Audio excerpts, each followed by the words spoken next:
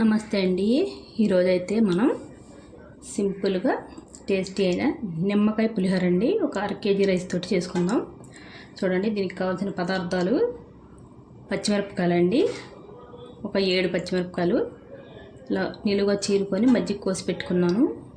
ఇవి ఒక 5 ఎండుమిరపకాయలు అండి, ఒక 2 ఉప్పుళ్ళు, వేరుశనగ గుళ్ళు అండి, జీలకర్ర, ఆవాలు అండి, పొట్టు మినపప్పు, పచ్చిశనగపప్పు ఒక 50 గ్రాములు అండి.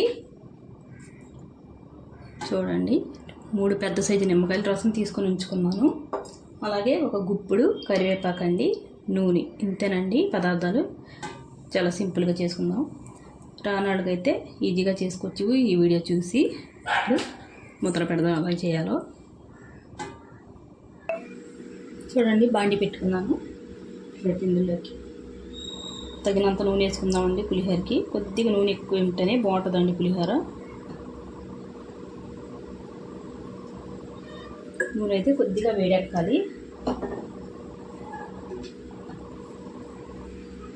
నూనె అయితే కొద్దిగా వేడెక్కిందండి. ముందైతే మనం వేరుశనగ గుళ్ళు వేసుకుందాం. ఇవి అయితే కొద్దిగా లేట్గా ఎగుతాయి కదండి, దాని గురించి.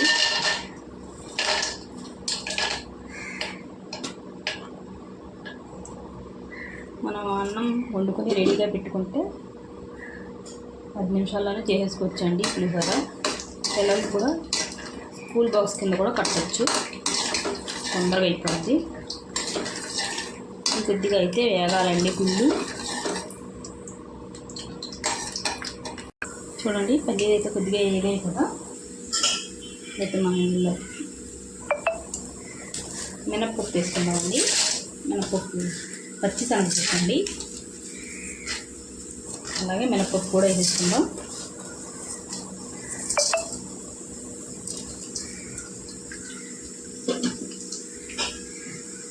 కొద్దిగా వేగాలండి. చూడండి, కొద్దిగా వేగాయి కదా. ఎండుమిరపకాయలు వేసుకుందాం. ఎండుమిరపకాయలు కూడా బాగా ఎగితే పులిహోరలో చాలా టేస్టీగా ఉంటాయండి. ఎక్కువ వేసుకోవచ్చు ఇందులో ఎండుమిరపకాయలు తినేవాళ్ళు అయితే. ఎండుమిరపకాయలు కూడా కొద్దిగా వేగాలండి. వేగితేనే బాగుంటాయండి ఎండుమిరపకాయలు. చూడండి, ఎండుమిరపకాయలు అయితే కొద్దిగా వేగాయి కదా. ఇప్పుడైతే ఆవాలు, జీలకర్ర వేసుకున్నామండి. ముందే వేసుకుంటే మాడిపోతుంది కదండి, దాని గురించి లాస్ట్ వేసాను నేను. ఇది కూడా కొద్దిగా వేగాలి.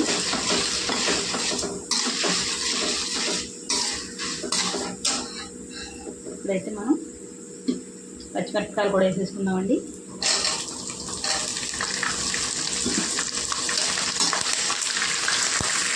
చూడండి, పచ్చిమిరపకాయలు అయితే ఎగిపోయాయి. ఇందులో మనం కరివేపాకు వేసుకుందామండి. తర్వాత గుప్పుడు వేసుకోవాలండి. ఇందులో అయితే ఇప్పుడు పసుపు వేసుకుంటున్నానండి. కొంతమంది అయితే అన్నంలో వేసుకొని కూడా వండుకుంటారు. నేనైతే ఇలాగే చేస్తాను. ఇలాగైతే పసుపు వాసన అనేది ఉండదండి, పచ్చి వాసన.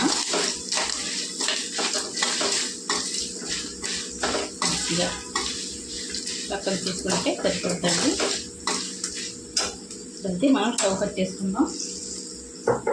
ఇందులోనే మనం రుచికి తగినంత ఉప్పు వేసుకుందామండి.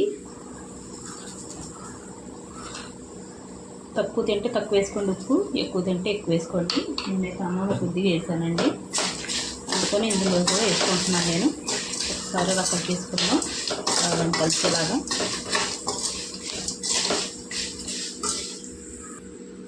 చూడండి, కొద్దిగా చల్లారిందండి తాలింపు. అయితే మనం ఇందులోకి అన్నం వేసుకుందాం.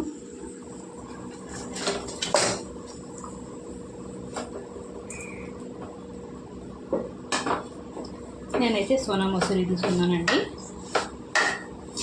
చల్లారి పెట్టేసుకున్నానండి అన్నం అయితే వండేసుకొని పొద్దున్నే. ఇదైతే బాగా కలిపేసుకుందాం. చూడండి, మొత్తం అంతా అలా కలిపేసుకున్నాం కదా. ఇప్పుడైతే నిమ్మరసం వేసుకుందామండి. చూసుకొని వేసుకుందాం. నేనైతే పెద్ద సైజు కాయలు 3 తీసుకున్నాను చెప్పాను కదండి. ఇదంతా కలిసేలాగా బాగా కలుపుకుందాం. చూడండి, ఇదైతే బాగా కలిపేసుకున్నాను. ఇంకొక చిన్న నిమ్మకాయ కూడా పట్టిందండి రసం. మీకు పులుపు ఎక్కువ తింటే ఎక్కువ, తక్కువ తింటే తక్కువ కలుపుకోండి. అంతేనండి నా స్టైలు నిమ్మకాయ పులిహోర. చాలా ఈజీగా చాలా టేస్టీగా ఉంటుంది. ఒకసారి మీరు ట్రై చేయండి. వీడియో నచ్చితే లైక్, షేర్, సబ్స్క్రైబ్ చేసుకోండి.